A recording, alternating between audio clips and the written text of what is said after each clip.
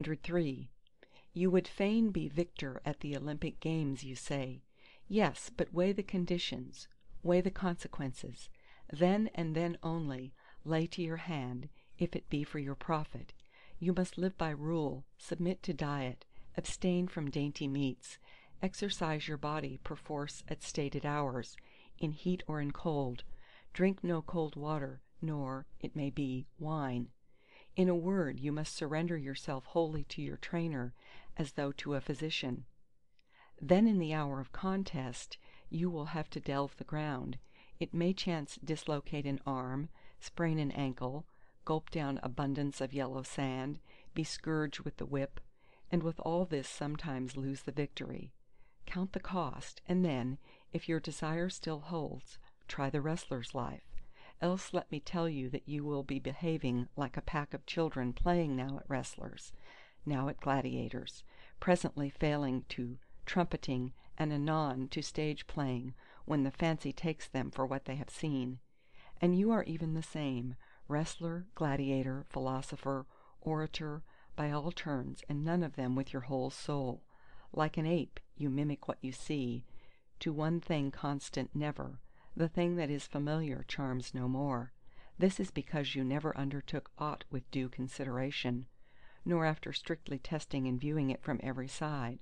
No, your choice was thoughtless, the glow of your desire had waxed cold. Friend, bethink you first what it is you would do, and then what your own nature is able to bear. Would you be a wrestler, consider your shoulders, your thighs, your loins.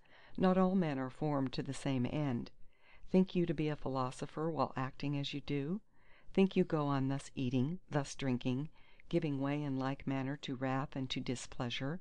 Nay, you must watch, you must labour, overcome certain desires, quit your familiar friends, submit to be despised by your slave, to be held in derision by them that meet you, to take the lower place in all things, in office, in positions of authority, in courts of law. Weigh these things fully, and then, if you will, lay to your hand.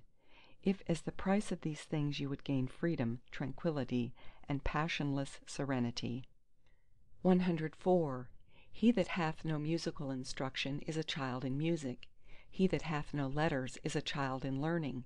He that is untaught is a child in life. 105. Can any profit be derived from these men? Aye, from all. What, even from a reviler? Why, tell me what profit a wrestler gains from him who exercises him beforehand. The very greatest. He trains me in the practice of endurance, of controlling my temper, of gentle ways. You deny it. What, the man who lays hold of my neck, and disciplines loins and shoulders does me good, while he that trains me to keep my temper does me none?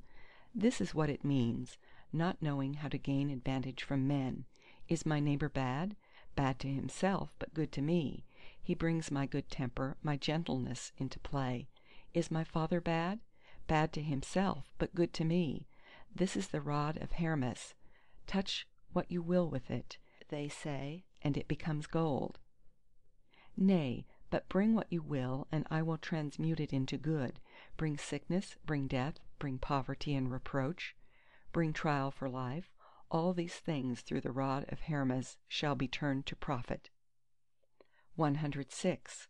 Till then these sound opinions have taken firm root in you, and you have gained a measure of strength for your security, I counsel you to be cautious in associating with the uninstructed. Else whatever impressions you receive upon the tablets of your mind, in the school, will day by day melt and disappear, like wax in the sun. Withdraw them somewhere far from the sun, while you have these waxen sentiments. 107. We must approach this matter in a different way. It is great and mystical. It is no common thing, nor given to every man. Wisdom alone, it may be, will not suffice for the care of youth. A man needs also a certain measure of readiness, an aptitude for the office, aye, and certain bodily qualities, and above all, to be counselled of God Himself to undertake this post, even as He counselled Socrates to fill the post of one who confutes error, assigning to Diogenes the royal office of high reproof, and to Zeno that of positive instruction. Whereas you would fain set up for a physician provided with nothing but drugs, where and how they should be applied you neither know nor care. 108. If what charms you is nothing but abstract principles, sit down and turn them over quietly in your mind, but never dub yourself a philosopher, nor suffer others to call you so. Say rather, he is in error, for my desires, my impulses are unaltered. I give in my adhesion to what I did before, nor has my mode of dealing with the things of sense undergone any change. 109.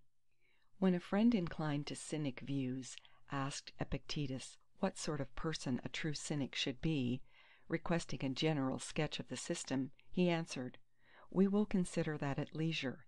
At present I content myself with saying this much. If a man puts his hand to so weighty a matter without God, the wrath of God abides upon him. That which he covets will but bring upon him public shame. Not even on finding himself in a well-ordered house, does a man step forward and say to himself, I must be master here, else the lord of that house takes notice of it, and seeing him insolently giving orders, drags him forth and chastises him. So it is also in this great city, the world. Here also there is a lord of the house, who orders all thing. Thou art the sun, in thine orbit thou hast power to make the year and the seasons, to bid the fruits of the earth to grow and increase, the winds arise and fall. Thou canst in due measure cherish with thy warmth the frames of men.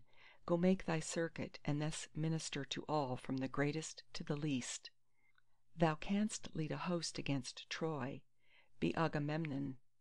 Thou canst meet Hector in single combat, be Achilles. But had Thersites stepped forward and claimed the chief command, he had been met with a refusal, or obtained it only to his own shame and confusion of face, before a cloud of witnesses. 110. Others may fence themselves with walls and houses, when they do such deeds as these, and wrap themselves in darkness, ay, they have many a device to hide themselves.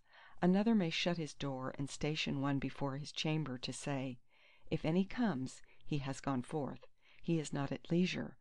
But the true Cynic will have none of these things.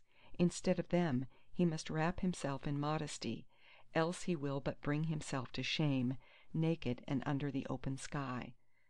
That is his house, that is his door, that is the slave that guards his chamber, that is his darkness. 111.